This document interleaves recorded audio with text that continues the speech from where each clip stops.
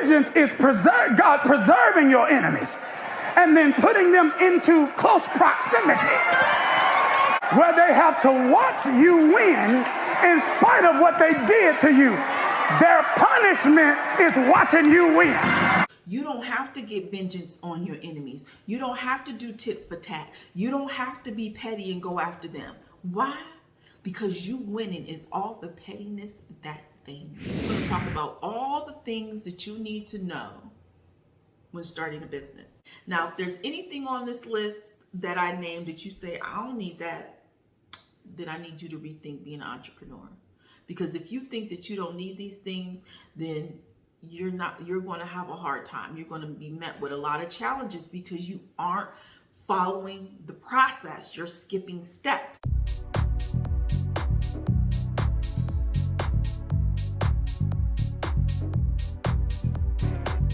Welcome to another episode of Becoming with Angelina Watkins, and I'm your host, Angelina, your queen of becoming, here to help you become who you need to be so you can do what you're purposed to do, so you can live the life that you want to live. And this podcast is here to help you become the person that you need to be to win at love, life, and money. So we're having all types of conversations about love and relationships, money and business, just anything to help you become a better version of yourself so you can flourish in all areas of your life. Now, if this is your first time tuning in, I do welcome you. Thank you so much for joining us. Don't forget to hit that subscribe button and join us here every Thursday as I drop the knowledge. Okay?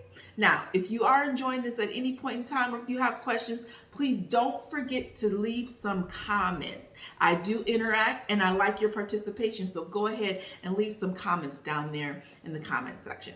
Now, today we're going to talk about starting a business. Business Startup 101. But before we get into our masterclass about starting a business, I want to go ahead and get started with our thought prompt of the day that comes from no other than Dr. Dharius Daniels, as he talks about your enemies are watching. Let's get into it. Vengeance isn't always God punishing your enemies. That's not the text. Vengeance is God preserving your enemies and then putting them into close proximity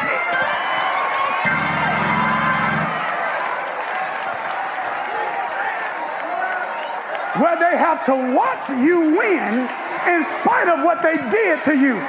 Their punishment is watching you win. And God's getting ready to punish some people in your life.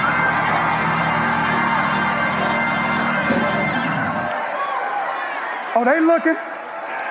They watching. They watching. They ain't like the photo, but they watching. They didn't comment on the post, but they watching. They ain't text you about it, but they watching. They watching and they mad. They big mad. Ooh, y'all, the enemy is watching. When I heard that, I'm like, yes, yes. I love it. I love it because sometimes we have these enemies and we call them haters.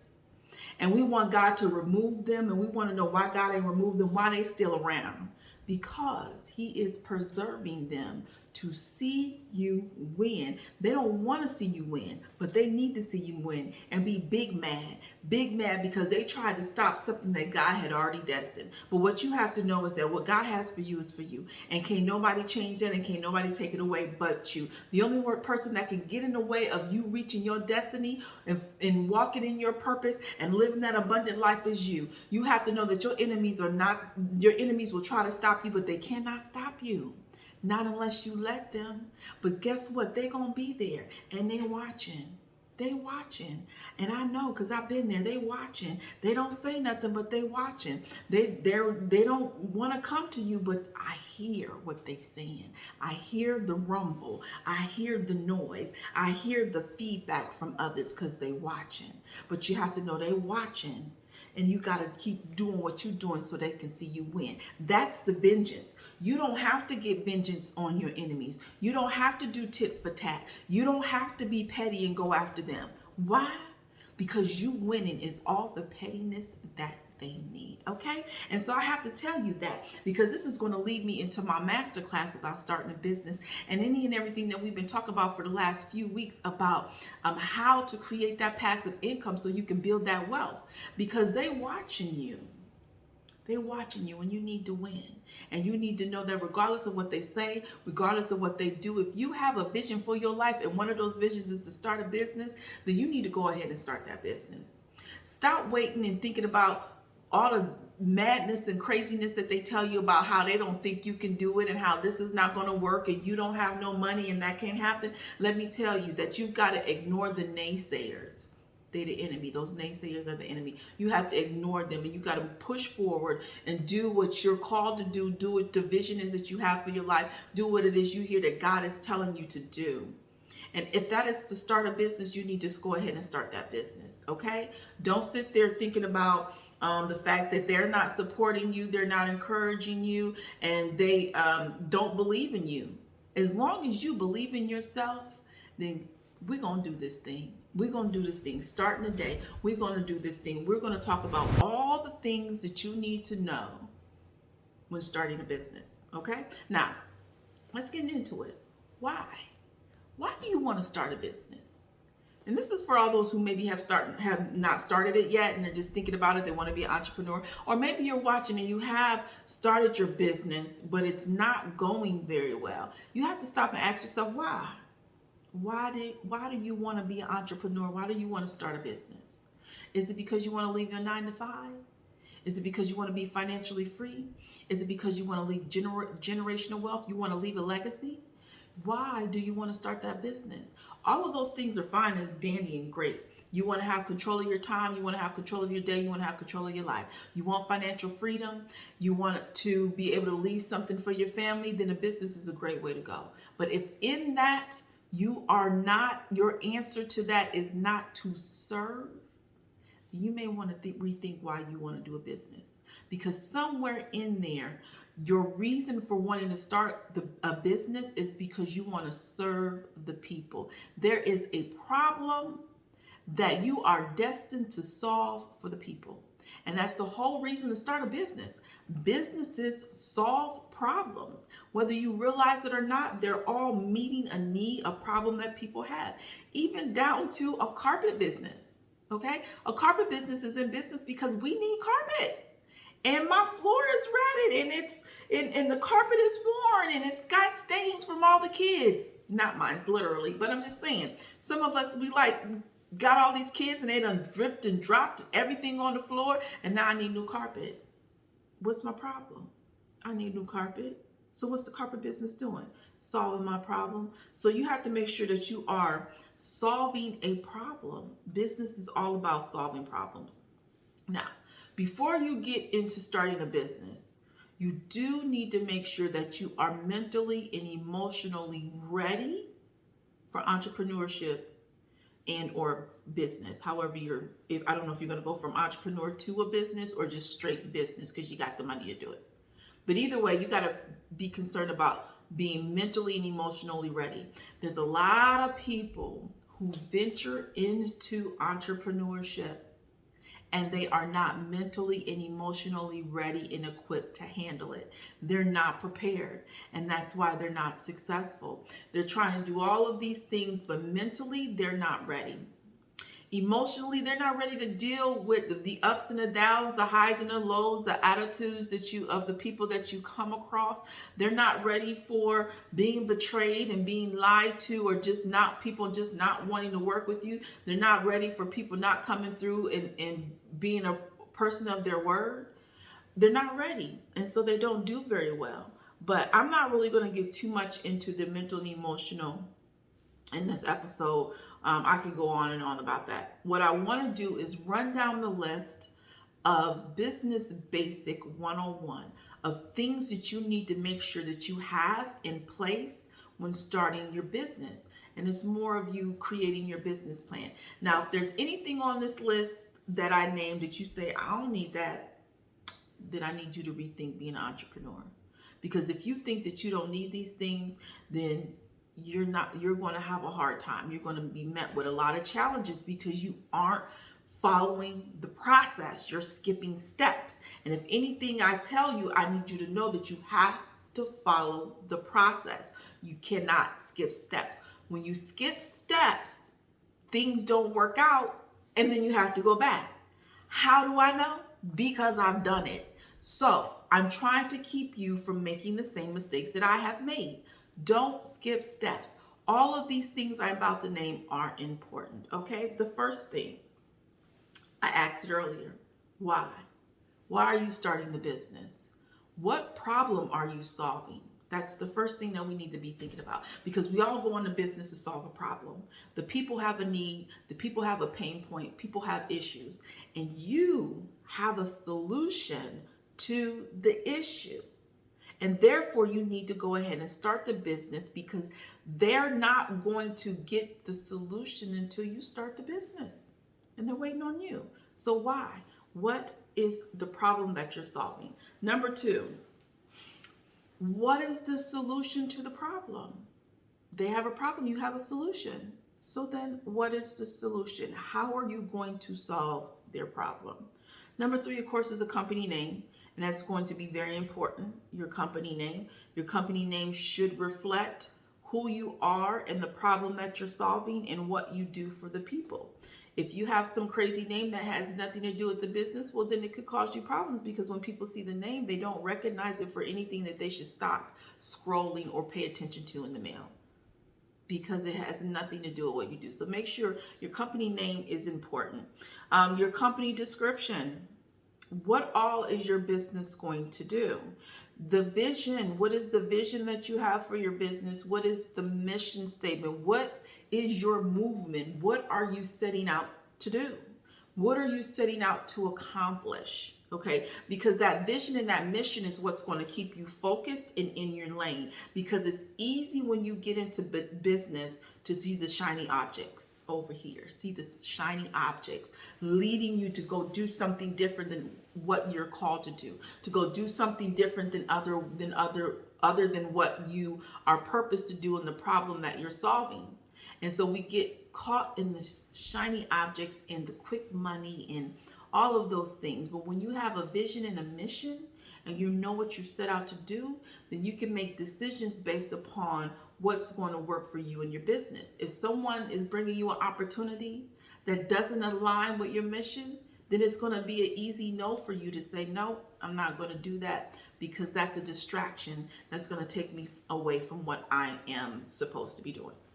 All right, goals.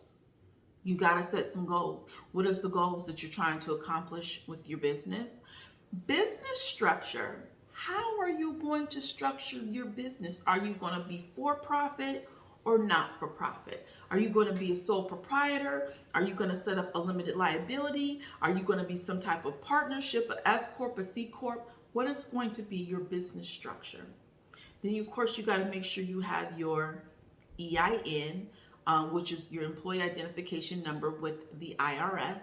Then you need to think about your target audience. You think, okay, well, I got a problem to solve and I have a solution, but who's my target audience? Because everybody can't be your target audience, even though everybody might need your solution. So for example, in insurance, everybody needs insurance. Everybody needs insurance. Everybody should be insuring their life, right? But if you go to sell insurance, who's your target audience? Who do you want to work with?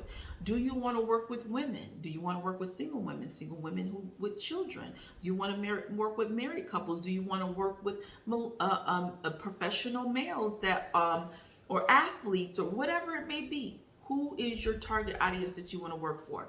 Same thing for me. I deal with inner healing.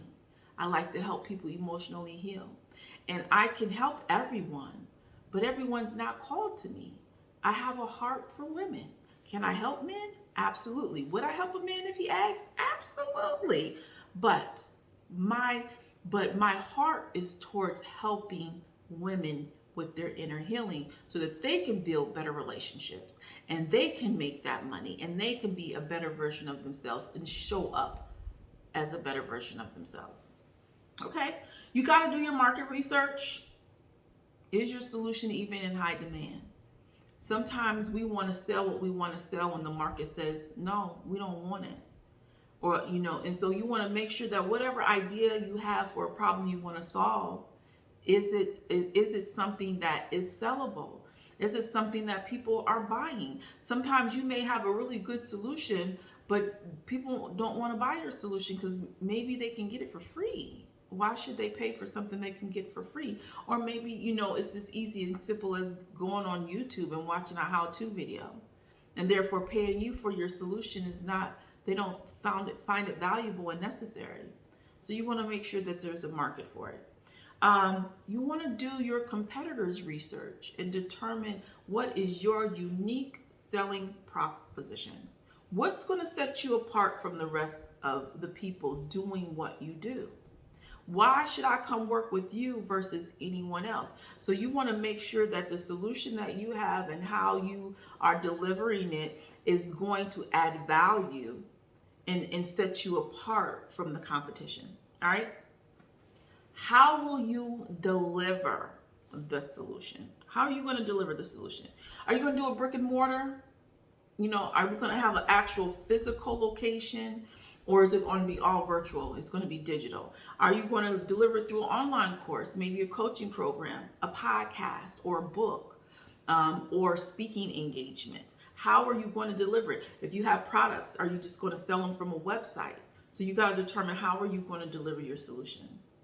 Then what are your products? What are you selling? Okay, when you deliver the solution, are you going to sell one product, 3 products, 50 million products? And how is this going to help them? Is this something that they've got to go on this customer journey? Okay, so you got to know your customer journey. What is their journey, and what will you be offering them to satisfy them on their journey? Because sometimes you have to know that your customers' needs change as their solutions or as their problems are solved. And so what they were today when you met them, you solved a problem that took them to a totally different level. Are you prepared to help them at the next level? I think about cars, right? And so maybe I need a car. And right now with where I am financially, the car I can afford, I can only get this Geo Metro. I don't even know if they still make those. Or a Malibu. Maybe I could only get a Malibu. But now my circumstances has changed. My money has gotten better, and it's time for me to go to the next level in my car, right? And the next level. So then now I'm going to get a Toyota Camry, right? So you got to think about and whatever your business is, you got to think about as your customer grows and they evolve, their needs evolve. Do you have solutions for those needs? What else? Your business model. Are you going to be fee for service, subscription, retail? Are you going to be the manufacturer or the wholesaler? Are you going to franchise? Are you going to be a distributor? What is going to be your business model? Then you got to think about branding. You got to think about have a marketing plan. You have to know your plan for your financial resources. How are you going to pay for the business?